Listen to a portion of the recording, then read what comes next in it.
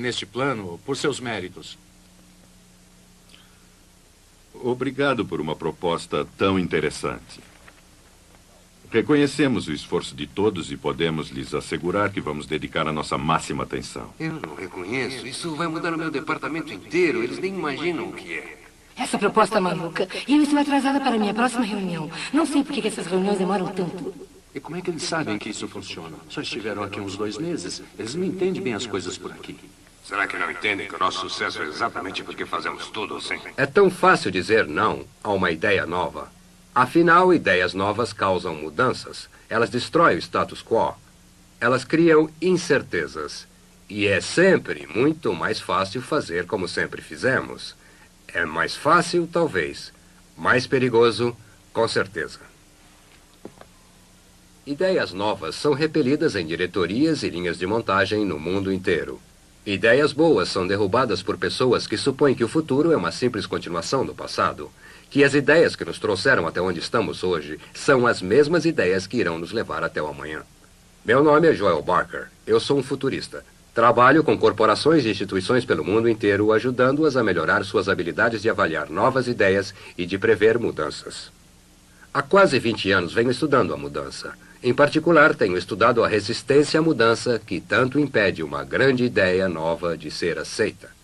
E nunca foi nada diferente. Mesmo se a ideia for um modo melhor de se conduzir uma empresa ou uma descoberta científica, as pessoas têm sempre resistido à mudança. Em Veneza, no século XVI, este era o problema de Galileu. Ele era defensor da teoria de Copérnico de que era o Sol e não a Terra o centro do sistema solar. Para provar essa teoria aos líderes da época, ele os levou ao topo daquela torre, a Torre de São Marco. E lá, usando o novo telescópio que desenvolvera, ele lhes mostrou as novas descobertas que havia feito no céu noturno de que a Terra girava em torno do Sol, e não justamente o contrário. Bom, em poucas palavras, essa era uma ideia revolucionária. Contradizia as observações óbvias.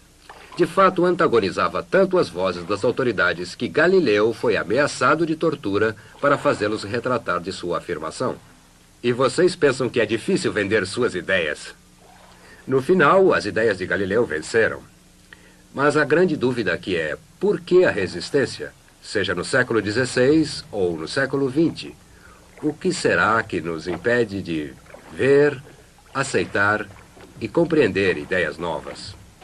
Pensem em algumas das ideias novas que vimos nas últimas 2 décadas, de minorias lutando por seus direitos básicos até esses direitos serem garantidos por lei. De computadores de grande porte custando milhões de dólares a computadores laptop igualmente poderosos que quase todos podem comprar. De uma atitude de que a qualidade era um luxo para poucos, a qualidade sendo uma expectativa de todos. Essas mudanças e centenas de similares são mais do que simples melhorias, elas são revoluções. Elas estão mudando o mundo para sempre. Estão nos fazendo reavaliar os velhos modos de se fazer as coisas. Estão abrindo as portas a possibilidades que não poderíamos ter visto antes. Estão nos libertando de limitações. Mesmo assim, cada uma dessas ideias encontrou bastante resistência de pessoas sensatas. Deixe-me perguntar de novo. O que é que nos impede de aceitar novas ideias? Eu sei a resposta a essa pergunta. E quando vocês a souberem, estarão mais abertos a inovações, mais capazes de conduzir mudanças, estarão prontos para descobrir o futuro. Percebem? Tudo tem a ver com os paradigmas.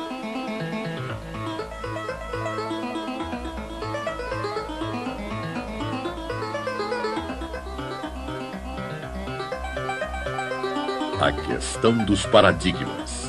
Distribuído no Brasil por Ciamar. Versão brasileira, Windstar. Paradigma é uma palavra meio incomum, não se ouve todo dia. Eu a encontrei há quase 20 anos durante meus estudos sobre descoberta científica. Era o termo que Thomas Kuhn usava para descrever um conceito em seu livro, A Estrutura das Revoluções Científicas.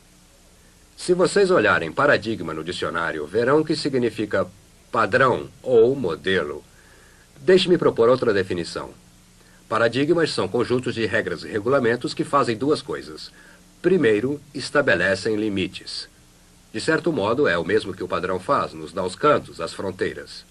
Segundo, Essas regras e regulamentos, então, vão lhe dizer como ter sucesso resolvendo problemas dentro desses limites.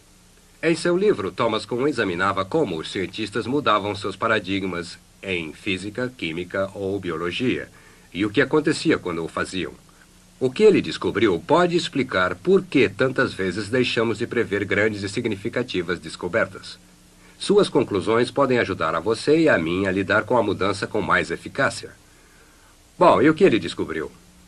Kuhn descobriu que os paradigmas agem como filtros que retêm dados que vêm à mente do cientista. Dados que concordem com o paradigma do cientista têm acesso fácil ao reconhecimento.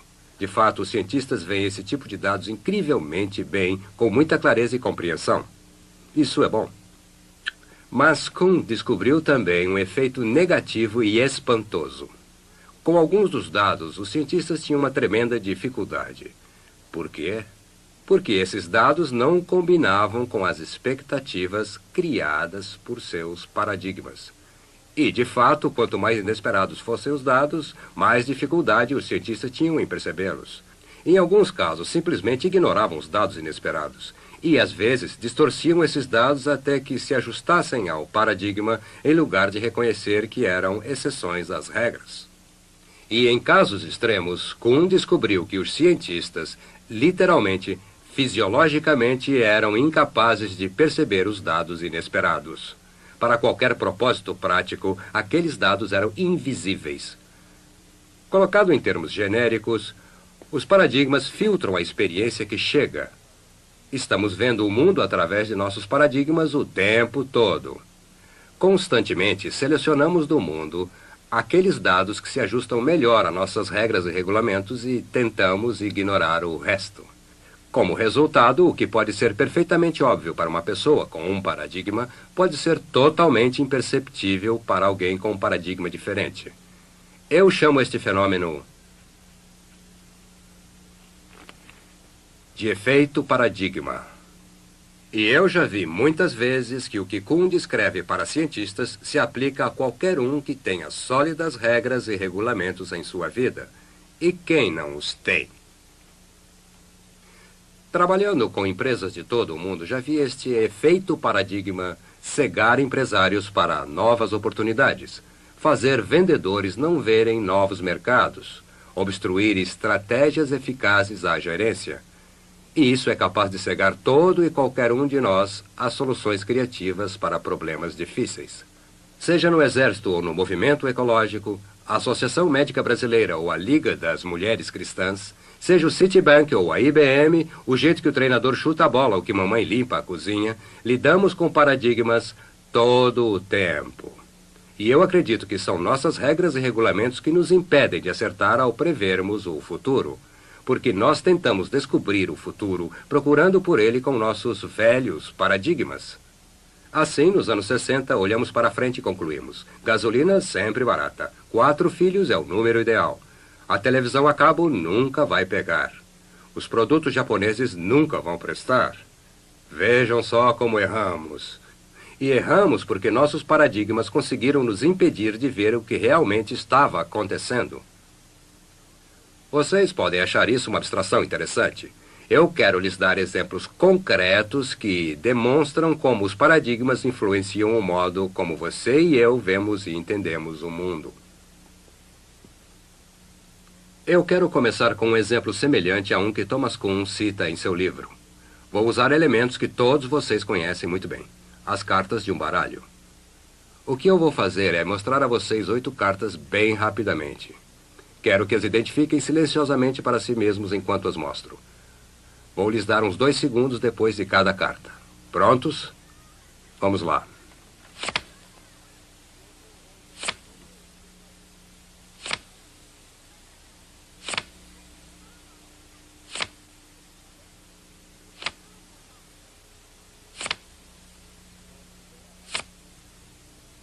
Ótimo. Agora vamos passar uma segunda vez para os que possam ter perdido algumas. Desta vez eu vou lhes dar o dobro do tempo do que eu dei na primeira vez. Prontos? Já.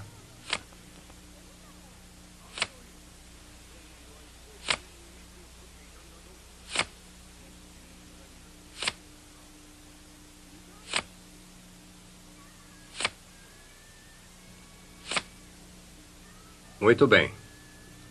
Vamos fazer isso mais uma vez só para verificar. Desta vez vou lhes dar 4 vezes mais tempo do que da última. Prontos? Vamos lá.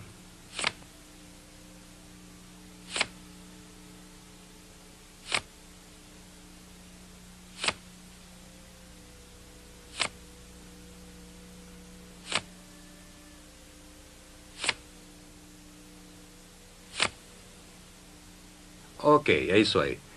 Quantos de vocês perceberam algo estranho nessas cartas? Por exemplo, a segunda carta tinha espadas vermelhas.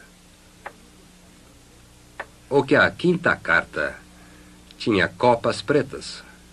Ou que a última carta também tinha espadas vermelhas.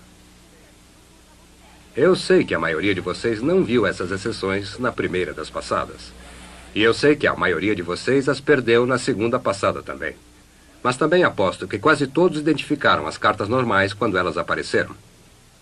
Percebem, vocês foram enganados por suas regras e regulamentos sobre como um baralho de cartas deveria ser. Seu paradigma do baralho. E é isso que bloqueava a sua visão das cartas normais. Lembra-se do que eu disse sobre paradigmas, como filtram os dados? Bom, vocês estavam tentando ver as cartas do modo certo. Certo quer dizer de acordo com seu paradigma do baralho. Espadas pretas, paus pretos, copas vermelhas e ouros vermelhos. E assim vocês viram as cartas legítimas com facilidade, rapidamente. Na verdade, eu sei que a maioria de vocês viu essas cartas na primeira passada. E isso foi em menos de 1/30 de segundo. Mas o seu paradigma do baralho também tornou muito difícil ver as cartas que não obedeciam às regras.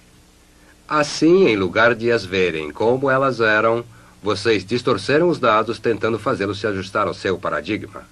Este é o efeito paradigma em ação. E cada vez que vocês encontrarem algo que esteja além dos limites do seu paradigma, vão ter dificuldades em perceber isso. Vocês não vão conseguir. Bom, este é um baralho meio engraçado. Portanto, vão querer apagar esta experiência inteira por ser interessante, mas irrelevante para a vida real. Logo, vamos falar dos paradigmas na vida real.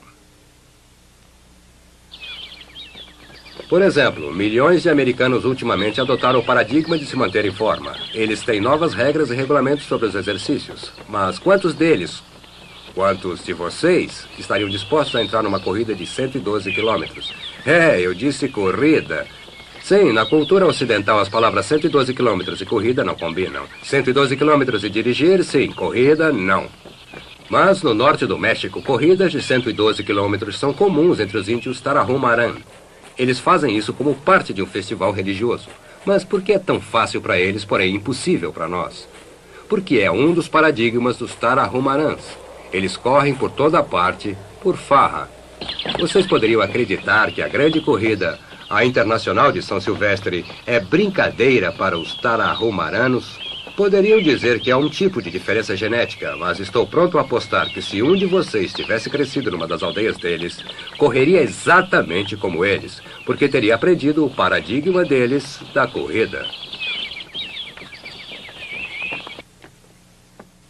Eu trouxe vocês a este centro técnico vocacional em Minnesota para mostrar um outro paradigma. Este aqui trata de automóveis.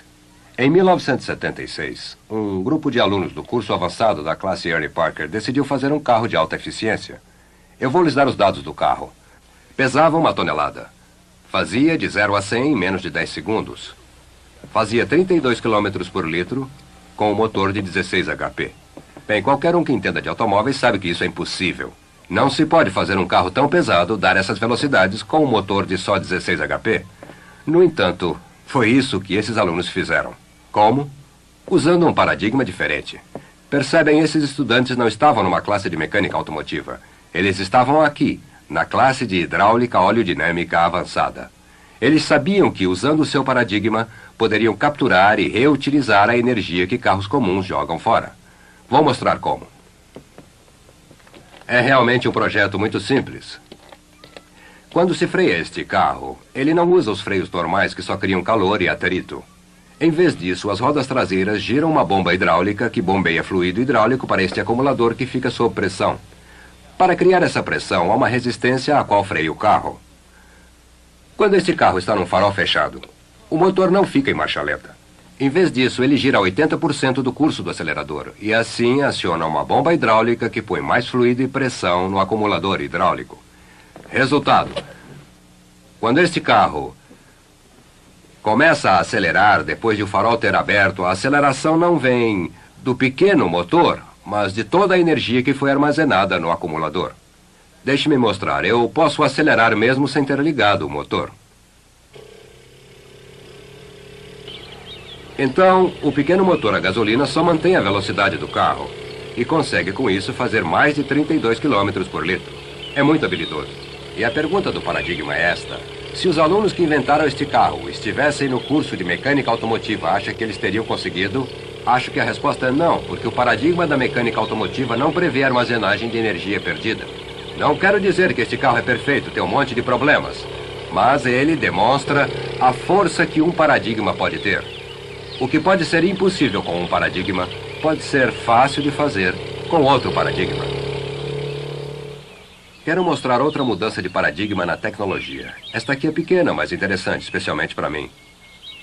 O que é isso? Olhem-na deste lado. Olhem para ela deste lado. E vejam-na deste lado. É um cilindro de bicicleta e evidentemente rompe o paradigma de cilindro de bicicleta. Foi inventado por um escultor e um futurista. Eu era o futurista. Jeffrey Burt foi o escultor. Fui eu quem criou a ideia e juntos nós desenvolvemos. Chamamos de Easy Seat. Não é grande coisa, não é o que vai salvar o mundo ou algo assim, mas nos poupa de dores em algumas partes bem sensíveis. Quando se olha para ela, parece ter sentido, não é? No entanto, desde a invenção da bicicleta, um outro formato dominou totalmente o mercado. Parece-se com isso. E chama-se selim de bicicleta. E eu acho que é a palavra selim que vem impedindo os fabricantes de explorar formas como o Easy Seat. Percebem, este é o projeto lógico de uma sela de cavalo para uma bicicleta. E assim que criaram o paradigma da sela, os bicicleteiros o melhoraram e refinaram e se esqueceram de fazer a pergunta básica: qual é o modo mais confortável de se sentar numa bicicleta? E era aí que estava a minha vantagem. Eu não fazia parte da indústria de bicicletas. Eu não entendia disso. Eu não estava sentado no paradigma deles. Então inventei um selim estranho, mas confortável para bicicletas. Falando nisso, vocês imaginam o que os ciclistas fanáticos acham do Easy Seat? Ele não segue as regras, logo não gostam dele. Ainda.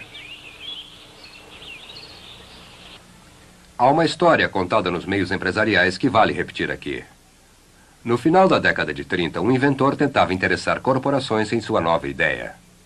Ele passou por uma rejeição após outra, porque ninguém levava a sério a sua invenção.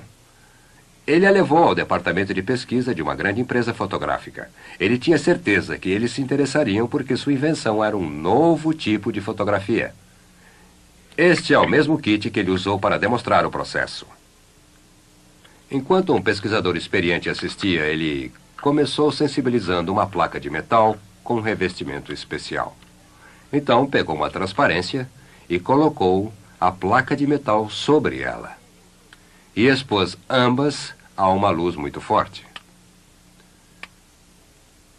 Então, ele derramou um pó preto fino sobre a placa e jogou fora o excesso. O que restou na placa era uma vaga lembrança da imagem que estava na transparência. Ele havia, de fato, criado um tipo de fotografia daquela imagem. Bom, nós não sabemos o que o pesquisador falou disso tudo. Talvez achasse engraçado e riu. Ele pode ter dito que era muito complicado ou primitivo, ou pode ter ficado chateado com aquele pó preto em toda a sua mesa. Mas sabemos de uma coisa ao certo. Ele não se interessou por aquela invenção boba e mostrou ao inventor a saída. Mas o inventor, Chester Carlson, foi quem riu por último. Esta é uma cópia de sua patente original. Sua descoberta acabou se tornando uma das inovações mais rentáveis da história da indústria. Verão, o que Chester Carlson inventou foi a fotografia eletrostática, a xerografia. Imaginem qualquer escritório hoje sem uma copiadora. Mas aquele pesquisador fotográfico ficou cego ao potencial dessa nova invenção, porque não se encaixava em suas regras e regulamentos de como a fotografia deve ser. Ele foi incapaz de ver além de seu paradigma. Como resultado, sua empresa perdeu uma das maiores oportunidades de negócios do século XX. Vou mostrar mais um exemplo do poder e da influência do paradigma. Fiquem comigo enquanto dou uma palestra a um grupo de executivos.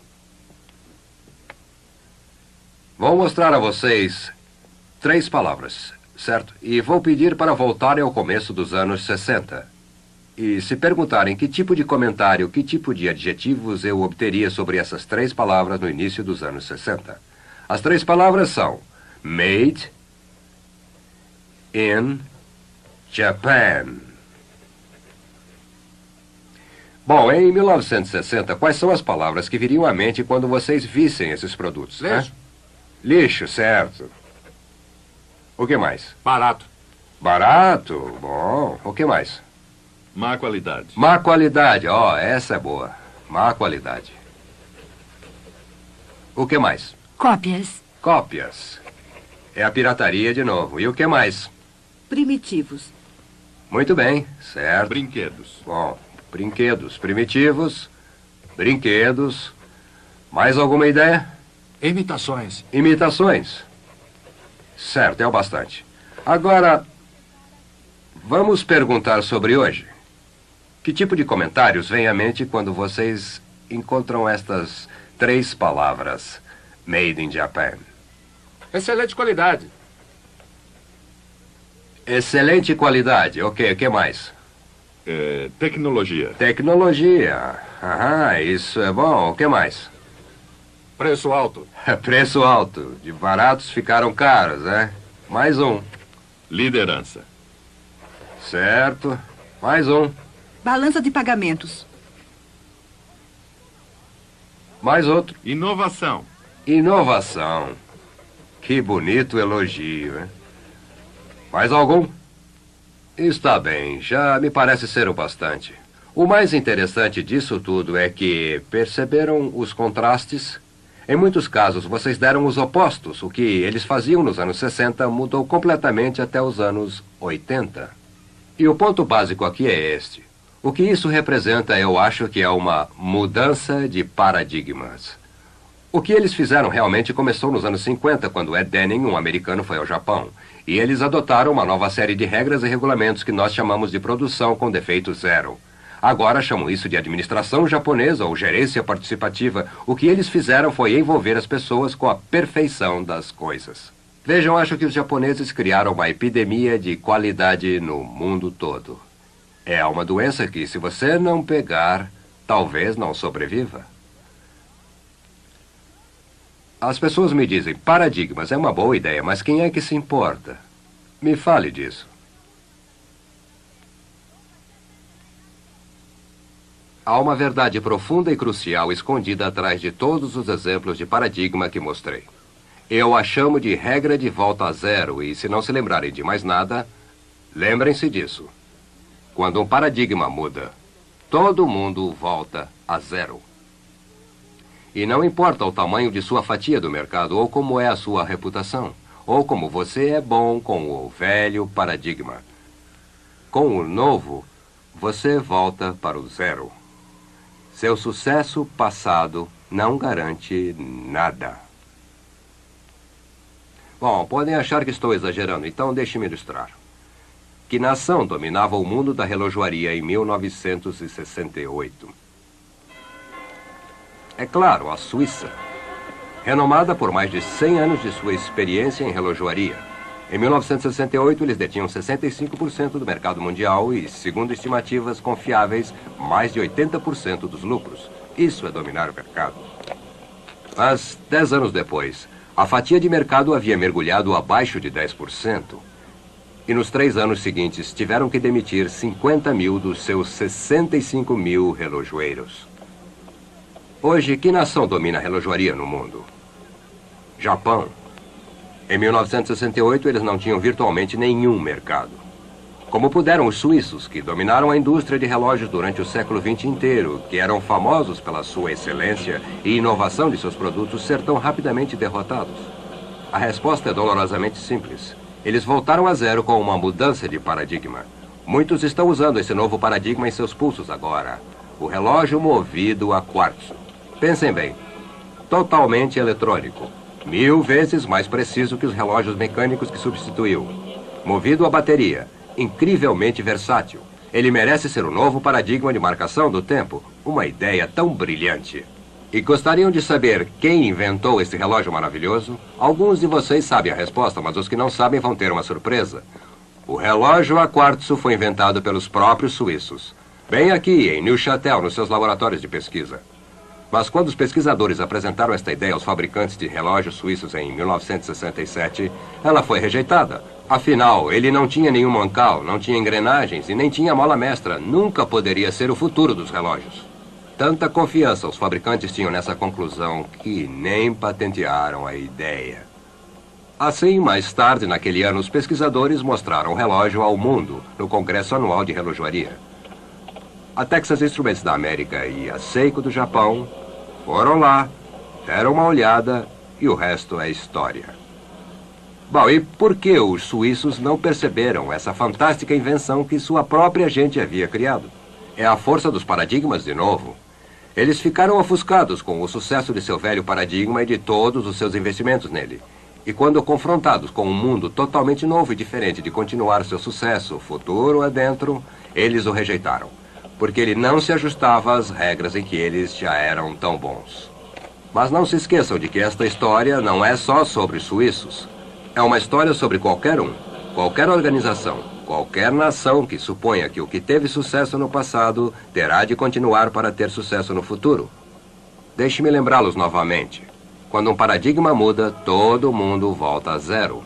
Seu passado não garante nada no futuro se as regras mudarem. Nem mesmo os melhores relojoeiros do mundo podem parar o tempo. De fato, se não tomar cuidado, seu passado glorioso bloqueará sua visão do futuro. E é por isso que é preciso desenvolver uma abertura para novas ideias, uma disposição para explorar modos diferentes de fazer coisas. Porque somente com esse tipo de tolerância você pode manter abertas suas portas para o futuro. Eu poderia lhes dar mais e mais exemplos. Tenho mais de 350 nos meus arquivos. O que importa aqui é: paradigmas afetam dramaticamente nosso discernimento e nossa tomada de decisões, influenciando nossas percepções. E ficou claro para mim que se quisermos tomar boas decisões para o futuro, prever o futuro acertadamente, precisamos ser capazes de identificar nossos paradigmas atuais e estar prontos para ir além deles. Vejam, um paradigma é uma faca de 2 gumes.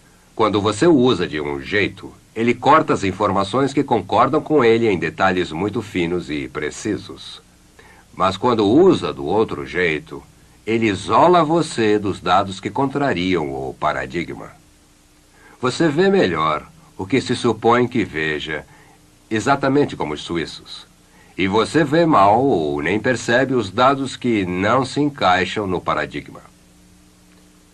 Deixe-me compartilhar com vocês algumas observações básicas sobre paradigmas. Número 1. Paradigmas são comuns. Nós os temos em quase todos os aspectos da vida, seja profissional ou pessoal, espiritual ou social. Ponto número 2. Paradigmas são úteis. Vocês podem achar que eu não gosto de paradigmas por tudo que eu disse deles, mas não é o caso. De fato, eles nos mostram o que é importante e o que não é. Eles nos ajudam a achar problemas importantes e então continuam para nos dar regras sobre como resolver esses problemas. Concentram nossa atenção, e isso é bom.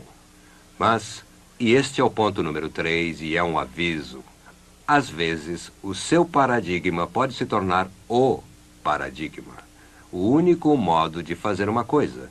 E quando você se depara com uma ideia alternativa, você a rejeita de imediato.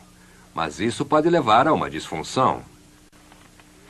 E chamo essa disfunção de paralisia de paradigma. Paralisia de paradigma é uma doença fatal de certeza. E é fácil de contrair, e há muitas instituições que já foram destruídas por ela. E é exatamente o que aconteceu com os fabricantes de relógios suíços em 1968. Isso me lembra uma frase: Aqueles que dizem que não dá para fazer devem sair do caminho daqueles que estão fazendo. Ponto número 4. As pessoas que criam novos paradigmas costumam ser gente de fora. Elas não fazem parte da comunidade do paradigma estabelecido, mas elas podem ser jovens ou idosas, a idade parece ser irrelevante, mas fica claro que elas não estão amarradas ao velho paradigma. Portanto, não tem nada a perder se criarem um novo.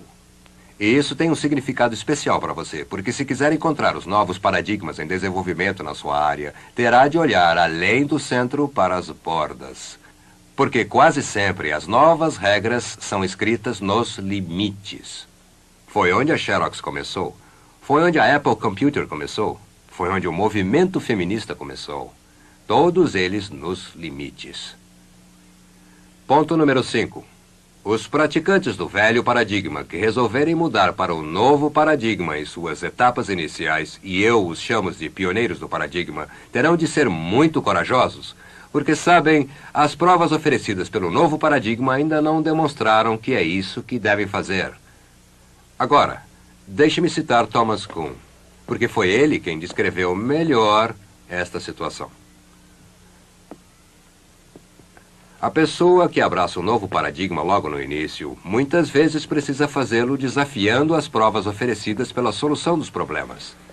Ele precisa, portanto, ter fé que o novo paradigma terá sucesso apesar dos muitos problemas que enfrenta, sabendo apenas que o paradigma anterior falhou um pouco. Uma decisão desse tipo só pode ser tomada com fé. Os sinais do verdadeiro pioneiro do paradigma são a grande coragem e confiança em suas ideias. Agora o último ponto, e o mais importante. Você pode decidir mudar suas regras e regulamentos. Os seres humanos não são geneticamente programados com uma só forma de ver o mundo. Você pode resolver jogar fora um paradigma e adotar um novo paradigma. Você pode decidir ver um mundo diferente. E é por isso que sou tão otimista quanto ao futuro. Bom, para desafiá-los a mudar seus paradigmas, vou lhes fazer a pergunta da mudança de paradigmas. Sempre que estou numa organização ou empresa, sempre faço esta pergunta. O que hoje é impossível fazer na sua empresa, mas se pudesse ser feito, mudaria radicalmente o que fazem? Pensei bem nisso. A fundo. Façam a pergunta, brinquem com ela, mas façam-na regularmente, por toda parte em sua organização, porque as respostas a essa pergunta os levarão aos limites de seu paradigma. E quando estiverem lá, vocês terão meios de ver os próximos paradigmas chegando. Lembrem-se, o que é impossível hoje pode ser o padrão amanhã. E o seu desafio é fazer com que isso aconteça e estar pronto para ser o pioneiro. Há uma história que eu quero lhes contar. Era uma vez um jovem rapaz com um carro muito rápido que adorava dirigir em estradas de terra. Ele se achava um grande motorista. Ele era capaz de tudo. Um dia ele estava indo por sua estrada predileta, chegando à sua curva favorita, quando saiu da curva um carro derrapando, fora de controle. E logo quando iam se cruzar, o carro entrou na contramão. Quando o carro passou, a mulher gritou, "Porco!" Bom, ele respondeu imediatamente e gritou, "Vaca!" E ele pensou, como ela ousou me xingar? Eu estava na mão certa, ela estava na contramão. Mas ele se sentiu bem porque devolvera antes dela ir embora. E assim ele pisou fundo no acelerador, fez a curva com tudo e atropelou um porco. Bom, essa é uma história de paradigma. Percebem, o rapaz estava reagindo com as regras antigas. Você me xinga e eu o xingo de volta. Mas se pensarem bem, ela estava mesmo tentando avisá-lo. Acredito que os próximos 10 anos vão estar cheios de gente vindo de curvas cegas gritando coisas a vocês. E se tiverem flexibilidade de paradigma, o que ouvirão serão oportunidades. Mas se tiverem paralisia de paradigmas, o que irão ouvir se parecerá mais com ameaças. A escolha será toda de vocês. Estivemos falando da antecipação do futuro. Assim, vocês talvez queiram saber o que estamos fazendo diante desta casa do fim do século XIX.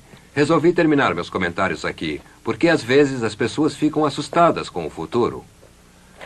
Elas olham adiante e dizem: como vamos enfrentar toda essa mudança? A resposta a essa pergunta pode ser encontrada olhando-se para nossos tataravós. Em muitos casos, eles lidaram com mudanças no mínimo tão profundas quanto as que estamos atravessando agora. Devemos considerar que em 1890 o rádio ainda era considerado mágica. Quero dizer, vozes inaudíveis viajando pelo ar, sem fios. O rádio só foi demonstrado em 1901. Entre 1890 e 1910, Henry Ford fez seu primeiro automóvel. A câmara de cinema foi inventada. Santos Dumont contrariou os especialistas e criou o novo paradigma do voo mais pesado que o ar. O raio-x foi inventado. A luz elétrica apenas começara a substituir o lampião a querosene e a iluminação a gás. O elétron foi descoberto. A causa da malária foi identificada. E um homem chamado Albert Einstein provou que E é igual a mc ao quadrado. E a era atômica começou. Os paradigmas de nossos avós foram alterados para sempre neste período.